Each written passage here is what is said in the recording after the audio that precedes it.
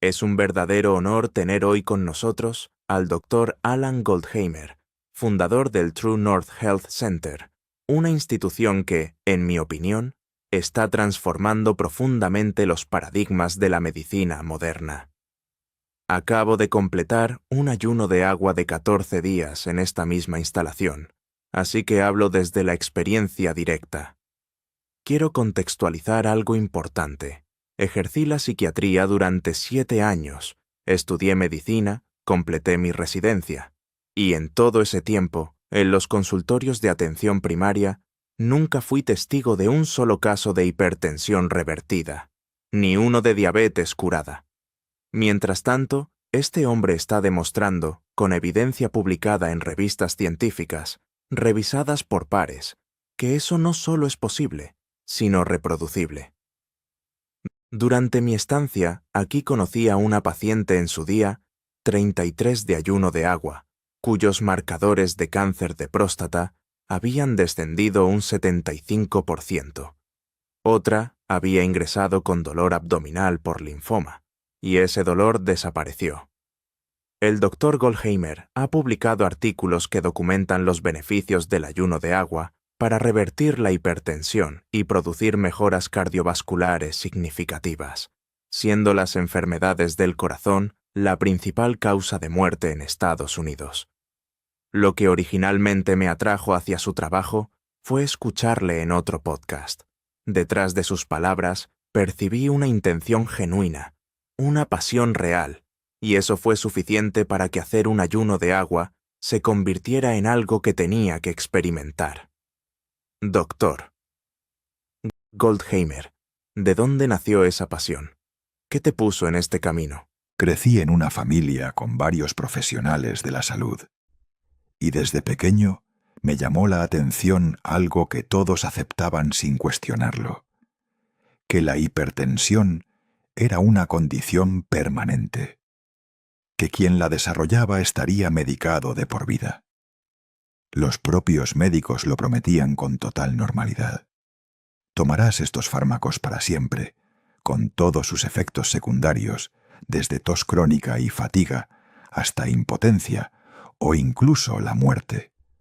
Y todo eso simplemente se aceptaba como el precio de reducir ligeramente el riesgo de un accidente cerebrovascular. Eso nunca me pareció lógico, porque la hipertensión es extraordinariamente rara en entornos naturales, y sin embargo, en el mundo occidental es casi universal. Más del 60% de los adultos son hipertensos al llegar a la edad madura. Algo en ese contraste no cuadraba. Cuando comencé a investigar, encontré autores como Herbert Shelton, quien sostenía que mediante dieta, sueño, ejercicio y ayuno, prácticamente cualquier persona con presión arterial elevada podía alcanzar valores normales sin medicación. Y eso me abrió una pregunta fundamental. ¿Cuál es la causa real de la hipertensión? Desde luego, no es una deficiencia de hidroclorotiazida, ni de betabloqueadores, ni de antagonistas del calcio. El problema, resultó ser, era la dieta y el estilo de vida. Y no solo la hipertensión, también la diabetes tipo 2, las enfermedades autoinmunes, donde el propio sistema inmune ataca al organismo, artritis reumatoide, colitis, espondilitis anquilosante, psoriasis, éczema. Muchas formas de cáncer, todas ellas vinculadas al exceso dietético y al estilo de vida como causa subyacente. Cuando comprendí eso, me di cuenta de que la medicina convencional no estaba abordando los problemas reales. Estaba aplicando soluciones sintomáticas, pastillas y procedimientos, sin preguntarse jamás por qué aparecía la enfermedad. Y nadie hablaba de la causa de la salud, solo, en el mejor caso, de la causa de la enfermedad. Pero resulta que la salud también tiene causas.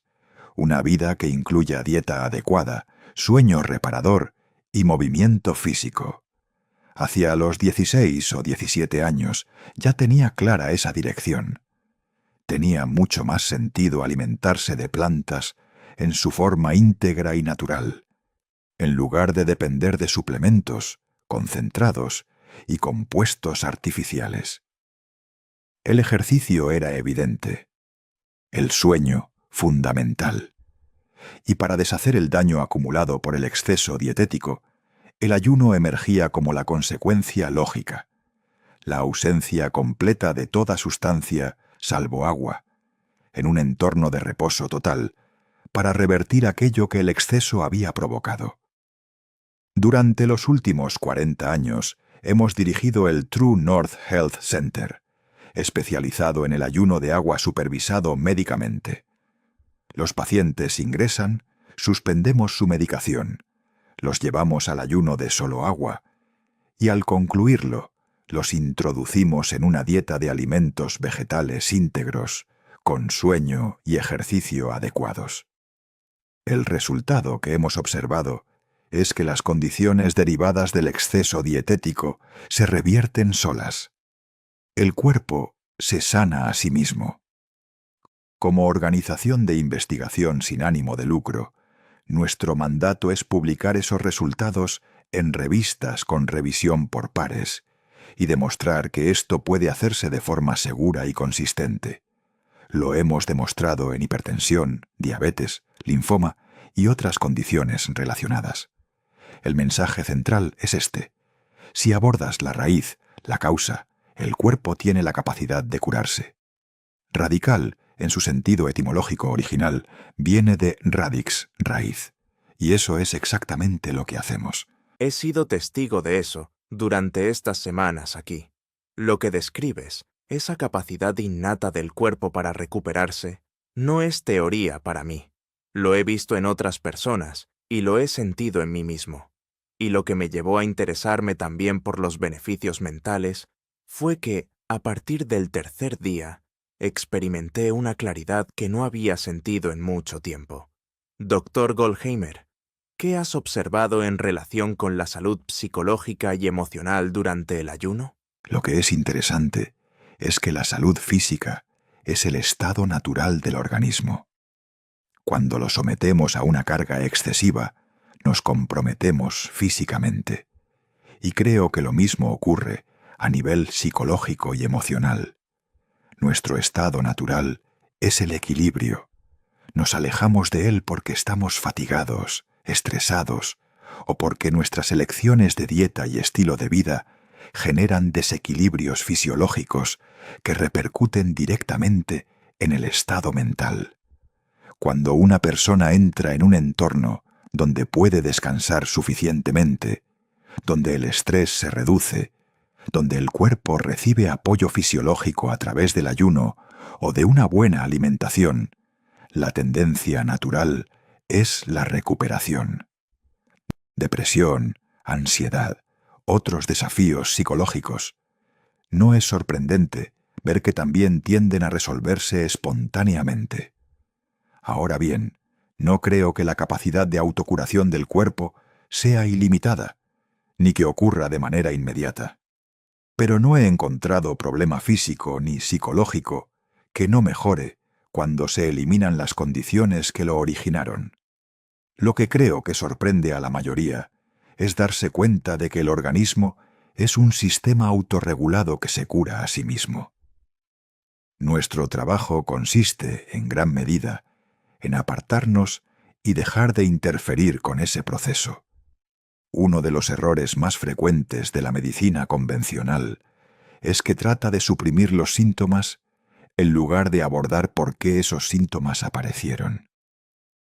Si tienes hipertensión, te dan medicamentos que bajan la presión, pero eso no tiene nada que ver con eliminar la razón por la que eres hipertenso. Y por eso te dicen, con total honestidad desde el principio, que estarás medicado el resto de tu vida. Básicamente, te están confesando. Sabemos que esto no trata la causa, pero es lo mejor que podemos hacer. Porque, ¿qué alternativa le propones a alguien? ¿Come bien? ¿Duerme bien? ¿Hace ejercicio? Parece poco práctico. Parece inalcanzable. La mayoría de las personas no quiere dejar el tabaco, el alcohol, la cafeína, los patrones de privación del sueño. No quieren buscar un trabajo con sentido, ni construir vínculos sociales saludables. Por eso resulta casi increíble que sea posible crear un entorno donde el cuerpo simplemente se recupere. Lo que hemos hecho es darle a la gente una muestra de que eso existe. Luego, cada uno decide si vale el esfuerzo, porque el mundo en el que vivimos está diseñado para hacerte engordar, enfermar y mantenerte deprimido. A donde vayas, recibirás lo que deseas, no lo que necesitas. Cambiar eso es, probablemente, el desafío más difícil al que se enfrentan la mayoría de mis pacientes. Adoptar una dieta y un estilo de vida que promuevan la salud en un entorno diseñado para lo contrario. Y muchos encuentran que lo más duro no es el ayuno en sí, sino la presión social. Los amigos y familiares bien intencionados que interpretan los hábitos saludables como una forma de locura. He tenido pacientes cuyos familiares llamaron a la policía, convencidos de que los estaban reteniendo en contra de su voluntad, que los miembros de algún culto religioso los estaban matando de hambre para que fueran al cielo. Porque resulta tan improbable que no hacer nada, simplemente descansar, pueda permitirle al cuerpo sanarse, que la gente no lo concibe. La mayoría de las personas cree que si vuelas de Nueva York a California sin comer los pretzels del avión, morirías sobrecolorado de inanición. Están convencidos de que los pretzels les salvaron la vida. Y eso conecta con algo que observé caminando por aquí. Como psiquiatra, estoy entrenado para leer a las personas. Y lo que noté en los pacientes de este centro no fue euforia ni entusiasmo artificial. Fue presencia. Estaban en el momento, sin ansiedad, sin la niebla mental que caracteriza a tantas personas. Y comencé a entender que la presencia no es un estado espiritual inalcanzable, sino el resultado natural de un cuerpo que descansa, se alimenta correctamente y se libera del exceso. La ansiedad y la depresión no son el estado por defecto del ser humano, son consecuencia de una interferencia constante con ese sistema. Como psiquiatra que durante años recetó antidepresivos e inhibidores de la recaptación de serotonina, nunca vi a nadie curarse con esos medicamentos. Solo vi síntomas aplazados, y sin embargo, aquí, en cuestión de días, estaba viendo algo completamente distinto. Tenemos un paciente habitual desde hace unos 30 años. Es guionista, y la única época del año en que realmente escribe es cuando viene aquí y ayuna. Nadie lo ve durante semanas. Algunas películas que todos hemos visto fueron escritas en este centro, durante un ayuno. Es el extremo más productivo de lo que describes. Eso lo entiendo perfectamente. La próxima vez que necesite escribir un libro, vendré aquí 40 días con mi ordenador. La claridad que experimenté en 14 días fue notable. Me volví tremendamente productivo y creativo. Eso revela cuánto nuestra productividad natural queda inhibida por la rutina que todos toleramos. Estabas en tu estado más natural, sin las distracciones y sobrecargas que normalmente aceptamos como parte de la vida. Exactamente. Y ese estado natural es la presencia. Ese estado natural es la creatividad. No solo para mí, sino para cualquier persona. Lo cual me lleva a preguntarte sobre el eje intestino-cerebro. Se habla de que entre el 80 y el 90% de la serotonina se produce en el intestino. ¿Qué le está ocurriendo realmente al intestino durante este proceso? En un intestino sano existe lo que llamamos microbioma, una comunidad de billones de organismos vivos, con al menos 1000 cepas bacterianas diferentes, que en conjunto pesan aproximadamente 2,5 kilos. Estos organismos no son pasivos. Nadan, se alimentan, se reproducen y secretan sustancias dentro de tu sistema digestivo en este preciso momento. Lo que secretan depende directamente de con qué los alimentas. En personas que consumen dietas basadas en carne, pescado, aves, huevos, lácteos, azúcar y alimentos ultraprocesados, la composición de esa flora es radicalmente distinta a la de quienes siguen una alimentación basada en plantas. Y las diferencias no son menores. Una flora alterada puede producir compuestos como el TMAO, el óxido de trimetilamina, vinculado al cáncer y a las enfermedades cardiovasculares. Una flora sana, en cambio, produce vitamina K, ácidos grasos de cadena corta, compuestos que fertilizan literalmente el entorno intestinal. Como mencionaste, estos organismos producen dopamina, serotonina y otros neurotransmisores. Por eso la dieta no es solo una cuestión de micronutrientes y macronutrientes. Es también una cuestión de con qué alimentas a esos organismos que forman parte crítica de tu sistema inmunológico y de tu equilibrio neurológico. Para dimensionar su importancia, si separáramos un ser humano en células propiamente humanas y células no humanas, como bacterias y protozoos, habría más células no humanas que humanas en tu cuerpo. Son una parte constitutiva de lo que eres, y les importa profundamente con qué las alimentas. Una de las razones por las que la dieta de alimentos vegetales íntegros, libre de sal, aceite y azúcar añadidos, resulta tan eficaz es precisamente porque favorece el cultivo de esa flora normal que sostiene la salud humana. Y lo que el ayuno parece estar haciendo es algo aún más específico: reiniciar ese microbioma desequilibrado. La analogía más cercana sería la de un ordenador que se ha corrompido y deja de funcionar correctamente. Lo apagas, lo vuelves a encender, y sin saber exactamente por qué, comienza a funcionar de nuevo. Has reiniciado el sistema. Algo similar ocurre en el organismo humano durante el ayuno de agua. Se produce una caída significativa de la microflora, y cuando la persona comienza a alimentarse con una dieta saludable tras el ayuno, recultiva progresivamente la flora normal que debería sustentar su salud. Hemos llevado a cabo un estudio junto con Luigi Fontana, de la Universidad de Washington, observando los cambios en el microbioma antes y después del ayuno prolongado. El primer artículo de esa serie acaba de publicarse en preprints de Lancet, documentando los cambios cardiometabólicos.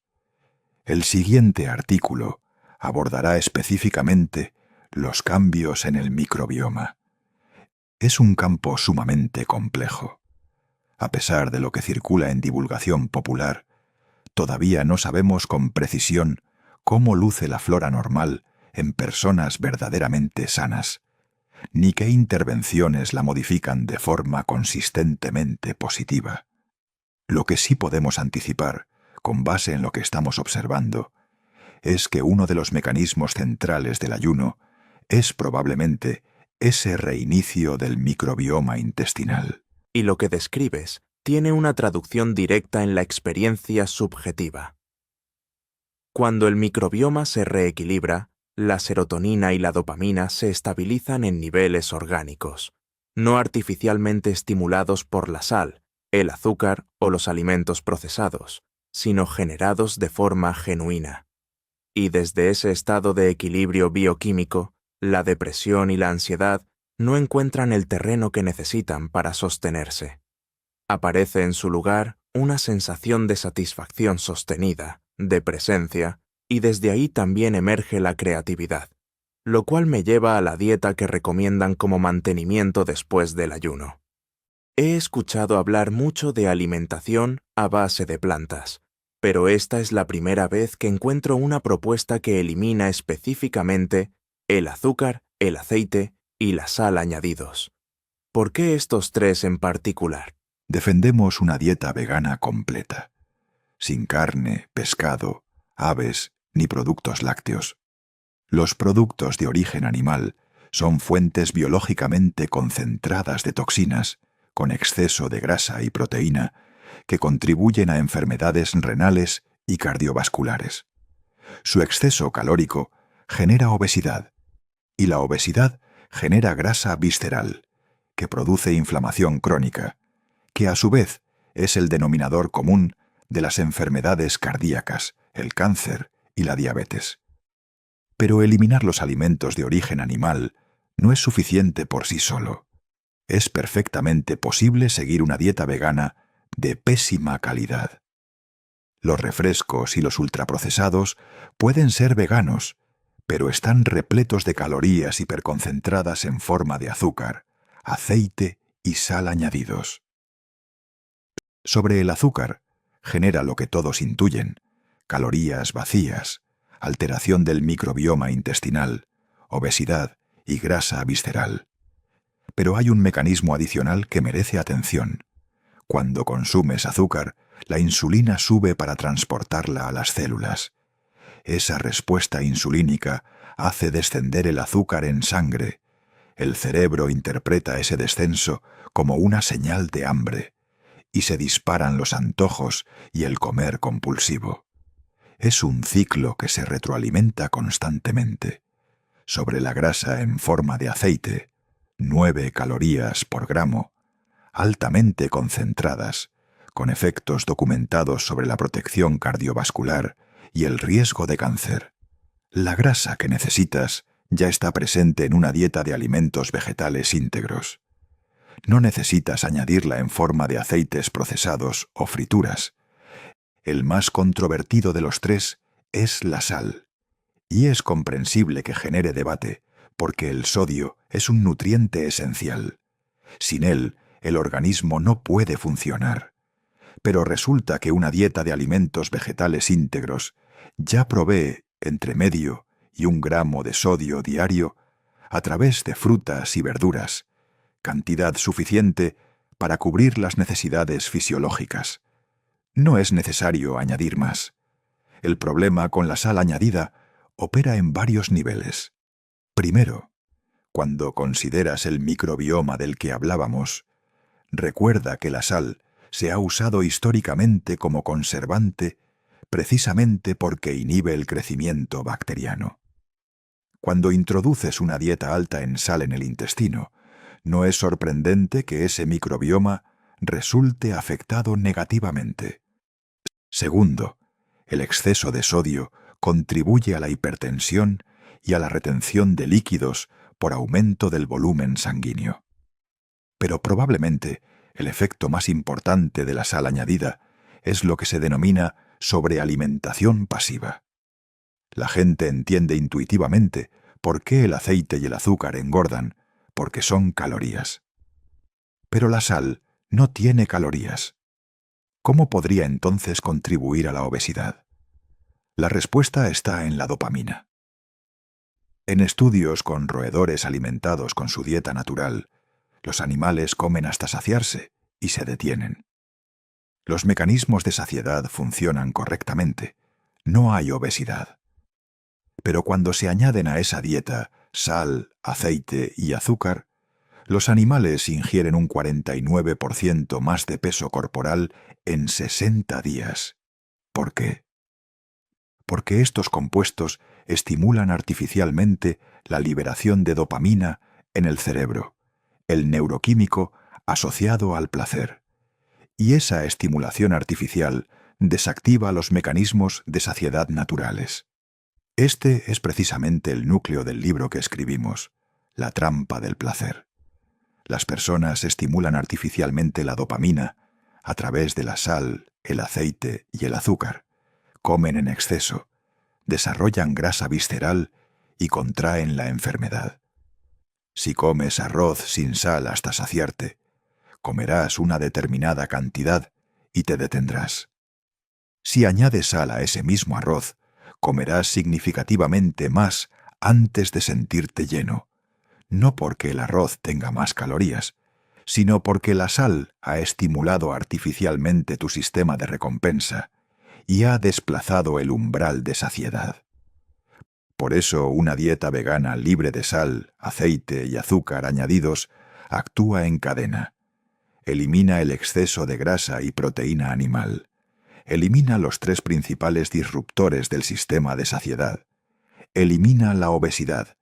Elimina el exceso dietético y permite que las condiciones asociadas a ese exceso se reviertan por sí solas.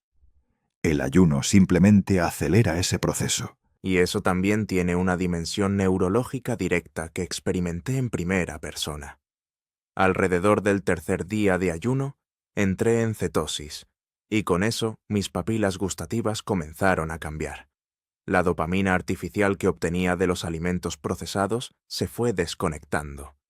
Cuando reintroduces comida real tras el ayuno, el umbral de percepción del sabor ya no es el mismo. Los alimentos que antes te parecían normales, ahora resultan excesivamente salados, grasos o dulces. Eso no es solo una percepción subjetiva. Hemos cuantificado ese cambio en un estudio formal. Medimos la sensibilidad mínima y la respuesta hedónica a la sal, al azúcar y a los alimentos ultraprocesados antes y después del ayuno, y hemos demostrado científicamente que el paladar se recalibra. La percepción cambia. La respuesta de placer ante los alimentos altamente procesados se modifica de forma objetiva y medible. Sabíamos que ocurría porque los pacientes nos lo describían, pero ahora podemos demostrarlo. A ese fenómeno lo llamamos respuesta neuroadaptativa del ayuno, y uno de nuestros estudios publicados está dedicado específicamente a documentarlo. Tuve un paciente que durante años adoraba la pizza de plato hondo estilo Chicago. Había tenido un infarto. Normalizamos su presión arterial, revertimos su diabetes. Fue muy disciplinado.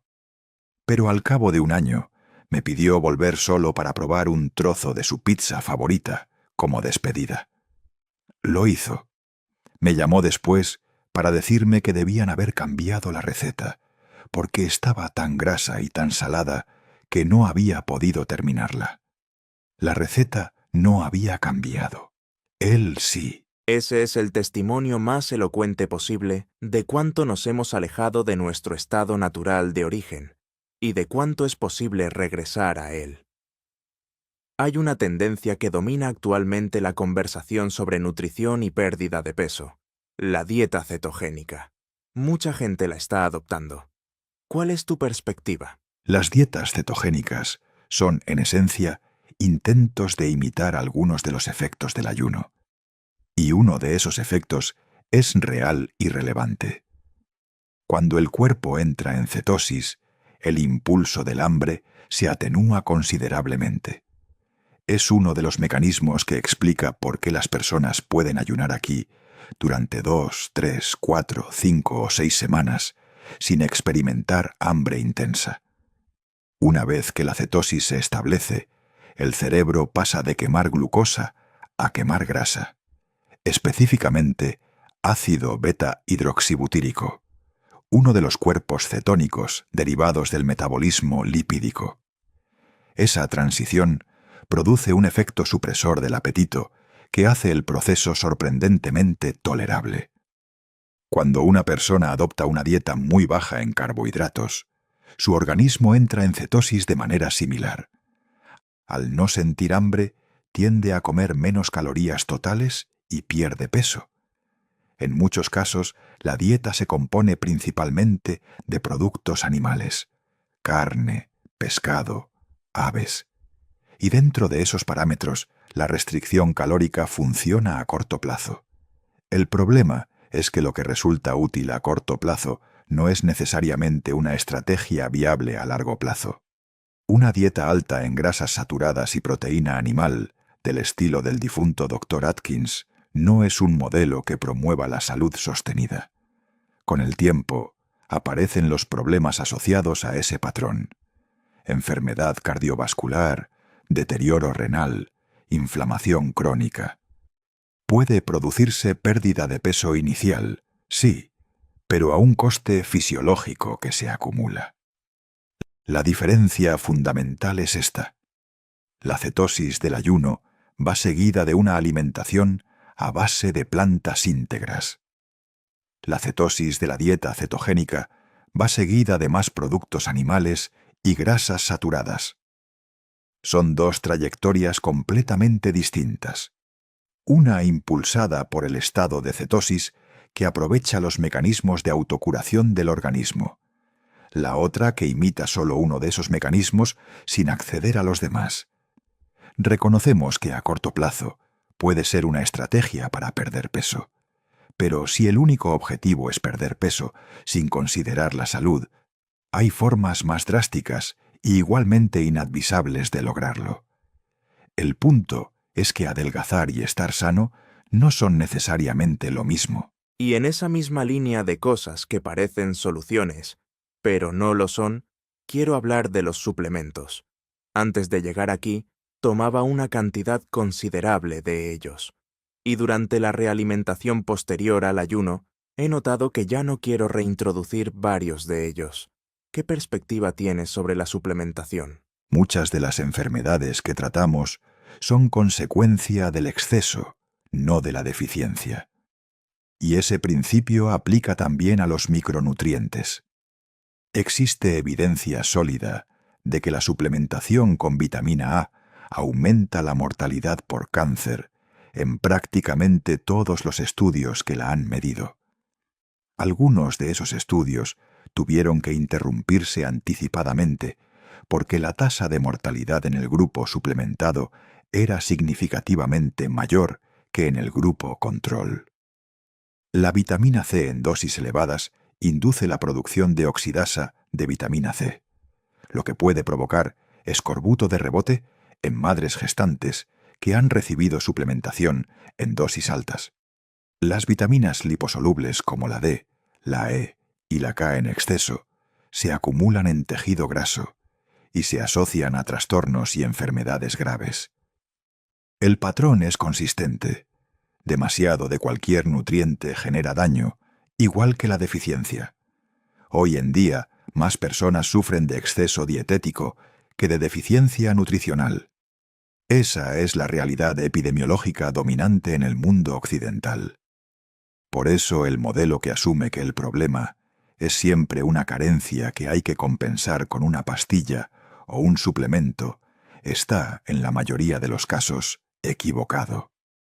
Cuando la deficiencia es real, la respuesta correcta tampoco son los suplementos concentrados, sino corregir la dieta para que proporcione de forma natural los nutrientes que el organismo necesita. Hay excepciones. La vitamina B12 es una de ellas. En personas que siguen una dieta vegana estricta, la suplementación con B12 es una consideración legítima, porque ese nutriente específico está ausente en una alimentación exclusivamente vegetal. Pero esa es la excepción, no la regla. El valor real de una dieta de alimentos vegetales íntegros, libre de sal, aceite y azúcar, es que obliga a consumir grandes volúmenes de alimentos densos en micronutrientes, pero de baja densidad calórica. Son alimentos ricos en todo lo que el organismo necesita, pero que no generan exceso calórico.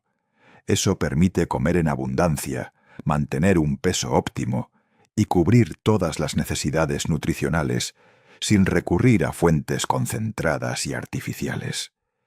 De hecho, uno de los beneficios más inmediatos que vemos cuando los pacientes ingresan aquí es que suspendemos toda su medicación habitual, tanto suplementos como fármacos recetados. Y en muchos casos, simplemente con esa suspensión y con una dieta limpia, el cuerpo comienza a recuperarse antes incluso de llegar al ayuno. Sus valores de presión arterial se normalizan, sus marcadores metabólicos mejoran, lo cual, siendo honesto, complica algunos de nuestros protocolos de investigación, porque los pacientes se curan antes de que podamos completar el diseño experimental. Eso conecta directamente con algo que viví como psiquiatra. Los antidepresivos, Los inhibidores selectivos de la recaptación de serotonina, los ISRS, tampoco tratan la causa. Aplican una curita farmacológica al síntoma. Y uno de los problemas más graves que observé es que para muchos pacientes de salud mental resulta extraordinariamente difícil dejar esa medicación. Existe un libro, Anatomía de una epidemia, que argumenta precisamente sobre esto. Ese libro aborda algo que la literatura científica respalda. Los inhibidores de la recaptación de serotonina, introducidos masivamente desde mediados de los años 80 con fármacos como el Prozac, desensibilizan los receptores de dopamina en el cerebro. Cuando una persona intenta dejar esa medicación, experimenta ansiedad y depresión intensas.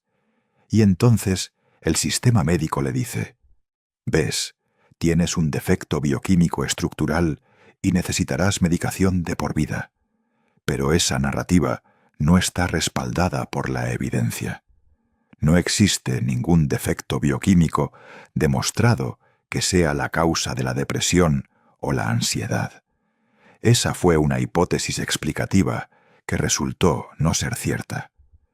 Lo que sí es cierto es que cuando retiras los inhibidores de la recaptación de serotonina, la depresión y la ansiedad que aparecen son síntomas de abstinencia farmacológica, no evidencia de una enfermedad mental subyacente. Son dos cosas radicalmente distintas. Por eso la retirada de estos fármacos debe hacerse de forma gradual y muy cuidadosa. Es un proceso lento, que requiere supervisión y que genera resistencia. Pasamos mucho tiempo trabajando con los pacientes para retirarles esta medicación de forma segura, porque hay muy poca estructura de apoyo para hacer eso fuera de entornos como este. Y más allá de la retirada, el enfoque correcto es tratar de identificar las causas reales de la depresión y la ansiedad. Cambiar el entorno para que apoye a la persona dentro de sus capacidades reales. No todo el mundo puede manejar los mismos niveles de estrés, de la misma manera que no todo el mundo tiene las mismas condiciones físicas. Hay personas que no serían capaces de trabajar como techadores, no por falta de voluntad, sino porque sus capacidades físicas no lo permiten. Lo mismo ocurre psicológicamente. Tenemos que ajustar el entorno a la persona, no simplemente aumentar su umbral de tolerancia al estrés con medicación, mientras el entorno permanece sin cambios. Y en ese sentido, creo que se invierte muy poco esfuerzo en reducir el estrés real al que están sometidas las personas, y demasiado en aumentar farmacológicamente su capacidad de soportarlo. Una estrategia a largo plazo que ponga el foco en la dieta, el estilo de vida y el entorno, en lugar de suprimir los síntomas con fármacos. Eso es exactamente lo que este centro está demostrando que es posible. Y lo que hace que sea tan infrecuente y tan valioso es que hay muy pocos lugares en el mundo donde puedas llegar buscando revertir una enfermedad cardíaca, reducir marcadores de cáncer o desengancharte de forma segura de medicación psiquiátrica y encontrar un modelo clínico con 40 años de evidencia que lo respalde. Lo cual me lleva a una pregunta que creo que es central para cualquier médico que esté escuchando esto. El sistema de formación médica actual no enseña que la curación sea posible. No existe ese paradigma en la escuela de medicina. Por eso tenemos un programa de residencia aquí. Médicos en formación vienen a entrenarse con nosotros. Y el comentario más frecuente que escucho de estos residentes, muchos de ellos con 2 o 3 años de experiencia clínica a sus espaldas, es: esta es la primera vez que veo a alguien con diabetes o con hipertensión curarse de verdad. Curar no forma parte del paradigma médico convencional. Ni siquiera se plantea como posibilidad. Todo el sistema está orientado al manejo de síntomas y a la gestión de los efectos secundarios de ese manejo. Nunca se pregunta: ¿qué ocurriría si realizáramos cambios radicales en la dieta y el estilo de vida? ¿Qué podría cambiar entonces? Hay un movimiento creciente que habla de longevidad, de biohacking, de suplementos de última generación, de inversiones millonarias en extender la vida. Y sin embargo, lo que describes sugiere que la respuesta podría ser considerablemente más simple. Tu madre, por ejemplo. Mi historia familiar es bastante ilustrativa al respecto. Cuando tenía 16 años y decidí orientar mi carrera en esta dirección, mi tío, que era médico y enseñaba en el sistema de Veterans Affairs, se opuso frontalmente.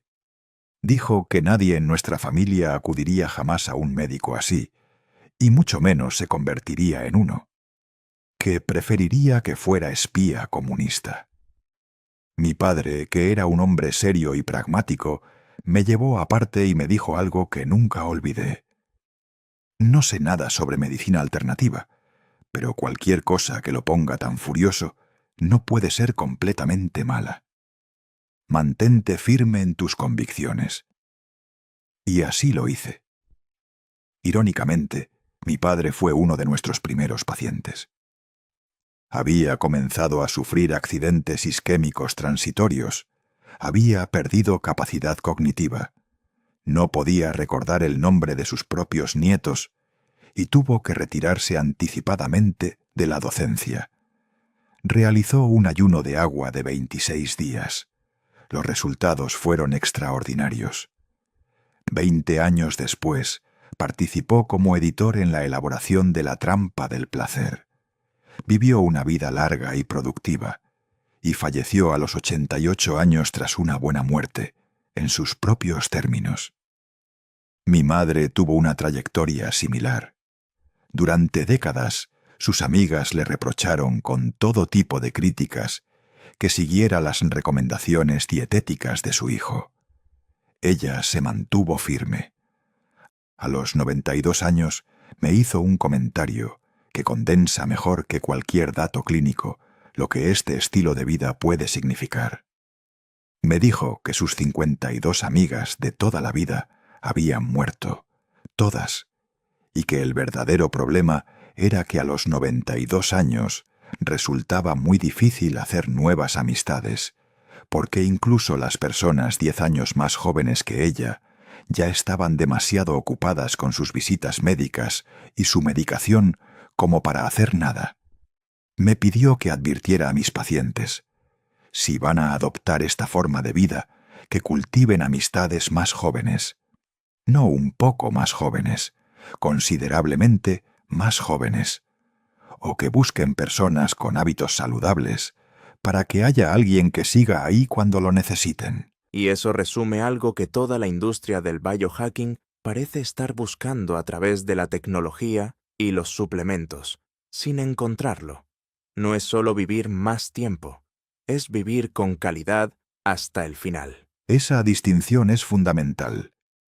La esperanza de vida total, ¿cuántos años vivirá una persona?, está determinada en gran medida por la genética y el azar. Pero la esperanza de vida saludable, ¿cuántos de esos años transcurrirán con función cognitiva y física plena?, está determinada principalmente por las elecciones de dieta y estilo de vida. Tengo 65 años y juego al baloncesto 4 veces por semana con personas 20 o 30 años más jóvenes que yo. Y lo que observo es que incluso esas personas, en sus 30 y 40 años, ya comienzan a mostrar signos de envejecimiento prematuro. Van perdiendo capacidad competitiva, movilidad, resistencia. No porque el envejecimiento sea evitable, sino porque están envejeciendo más rápido de lo que deberían. La cuestión no es si vas a envejecer. Claro que lo harás. La cuestión es a qué ritmo. Un envejecimiento a ritmo natural permite mantener función cognitiva elevada, capacidad física real y calidad de vida genuina hasta alcanzar el límite genético. Y con suerte, cuando llegue ese momento, que sea tras una buena noche de sueño, de la que simplemente no despiertas.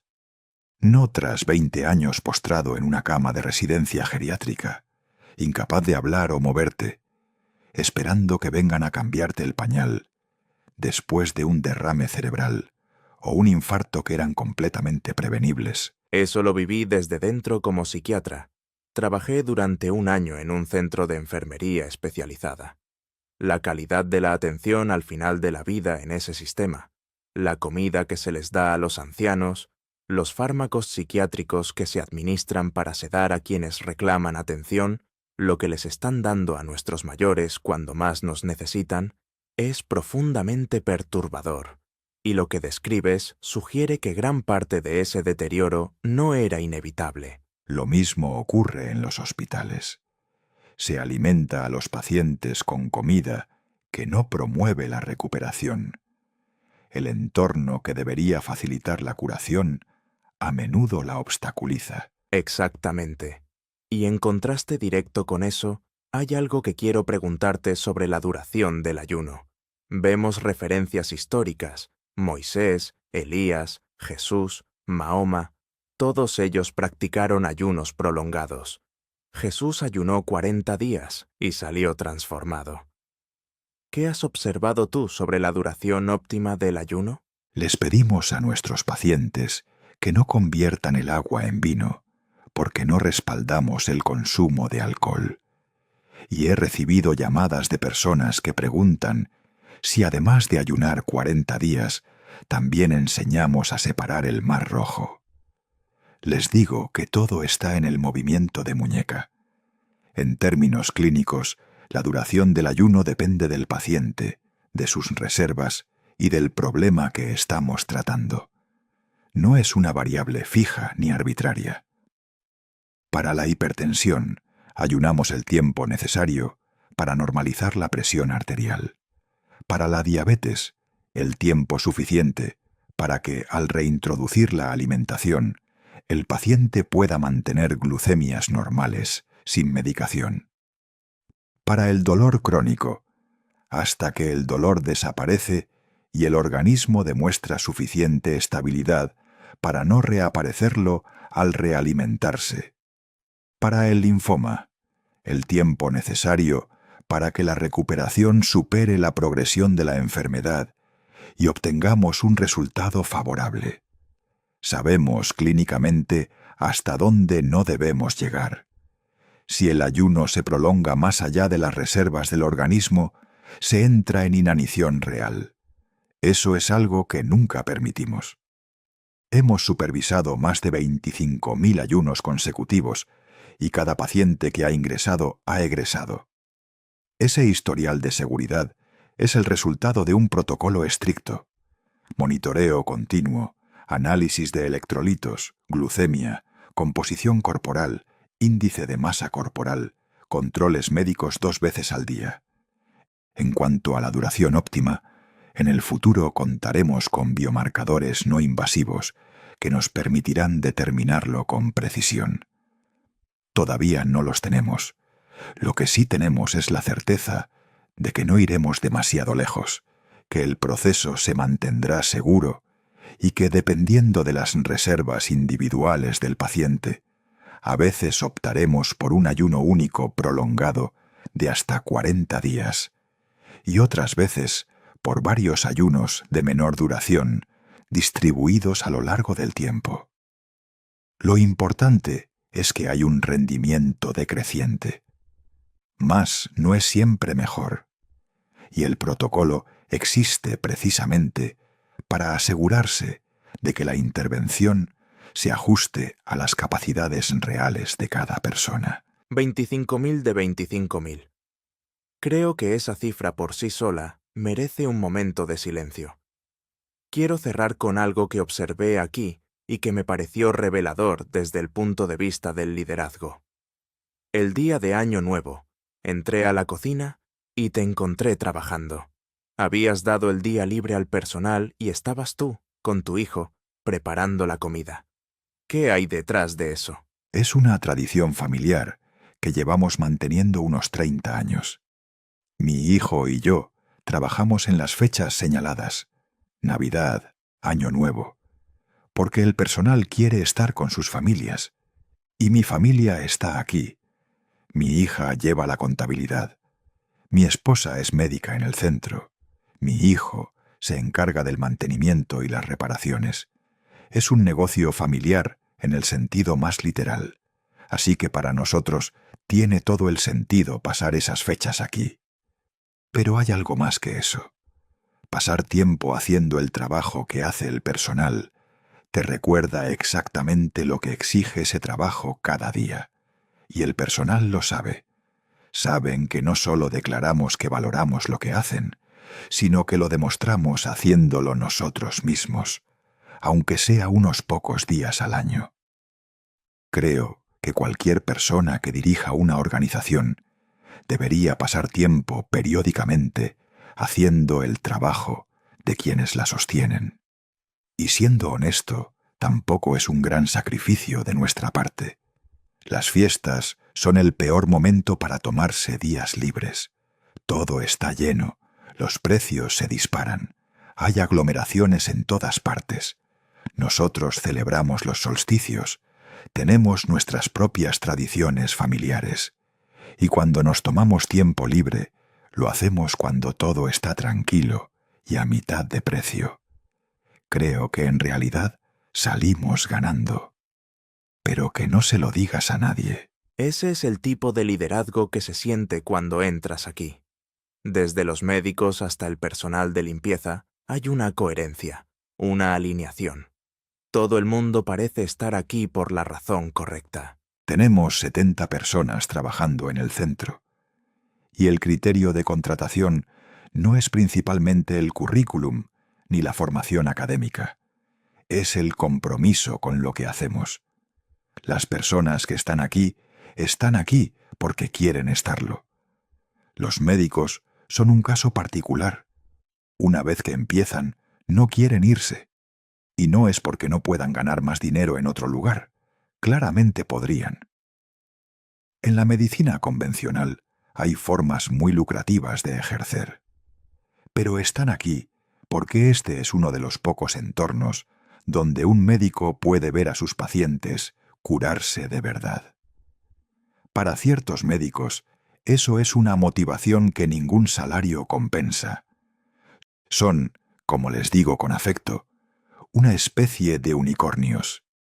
Profesionales de la medicina que no son indiferentes a las causas de la salud, que las valoran y que encuentran en ese trabajo un sentido que no encontrarían en otra parte. Nuestro director médico actual comenzó como interno hace 30 años. Simplemente nunca lo dejamos marchar. Inteligente. Y con eso quiero hacerte la última pregunta. Es una pregunta de ascensor. Imagina que entras en un ascensor y ahí está tu yo, de hace 25 años, recién salido de la escuela de medicina. Tienes el trayecto hasta el último piso del Empire State para darle un solo consejo. ¿Qué le dices? Lo mismo que me dijo mi padre. Mantente firme en tus convicciones. Y esa es también la mejor forma de cerrar esto para mí. Porque lo que este ayuno me devolvió es exactamente eso, la capacidad de mantenerme firme en mis propias convicciones desde un estado que es genuinamente mío. Hemos recorrido en esta conversación un territorio extraordinariamente amplio. El microbioma intestinal y su papel en la salud mental, la ansiedad y la depresión como consecuencias reversibles del exceso dietético, la dieta vegana libre de sal, aceite y azúcar, añadidos como herramienta de recuperación y prevención, la retirada segura de medicación psiquiátrica, la reversión de hipertensión, diabetes y linfoma, la calidad de vida al final de la vida, y el ayuno como catalizador de todo ese proceso, respaldado por 40 años de práctica clínica y 25.000 casos supervisados sin un solo resultado fatal. El Dr. Goldheimer está haciendo la investigación. Está formando a los médicos que llevarán este modelo al mundo. Y si quieres explorar si este camino podría ser el tuyo, el True North Health Center tiene los recursos para orientarte. Todo lo que hacemos es crear las condiciones para que tu cuerpo haga lo que ya sabe hacer de forma natural. La gente siempre busca la deficiencia oculta, la pastilla que falta, el tratamiento externo que lo resolverá todo.